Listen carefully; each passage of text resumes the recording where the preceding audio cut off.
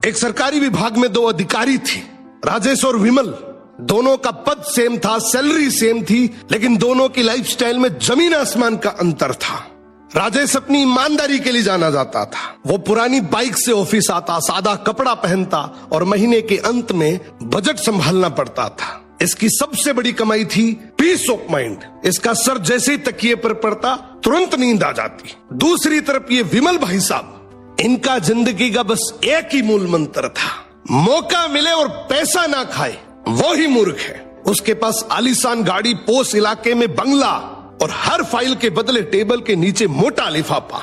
गरीबों की पेंशन, विधवाओं की सहायता, हर जगह उसने अपना हिस्सा काटा। विमल अक्सर राजेश का मजाक उड़ाया करता था।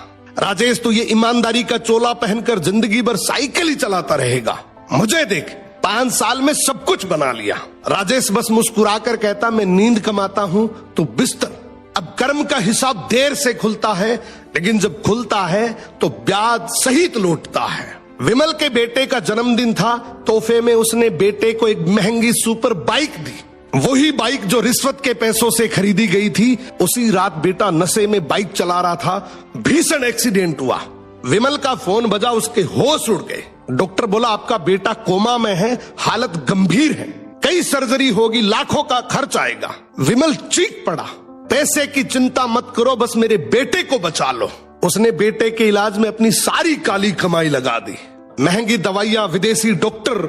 लेकिन जिस बेटे के लिए उसने पाप की कमाई जमा की थी वो बच नहीं सका। जो पैसा दूसरों के आंसुओं से आया था, आज उसके अपने आंसू भी नहीं पहुंच सका। बेटे की मौत के बाद घर उजड़ गया, पत्नी डिप्रेशन में चली गई।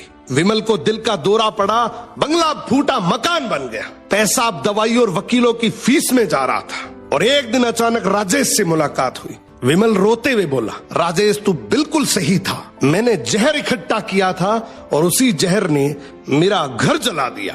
भभकती आवाज में बोला, यार मैं अपने बेटे का कातिल हूँ। जिंदगी में याद रखना, हराम की कमाई हराम के रास्ते से ही जाती है। ये रील टैग करो उस दोस्त को जो सरकारी कर्मचारी है। अगर वो ईमानदार है तो इस रील को देखने के बाद वो बहुत खुश होगा।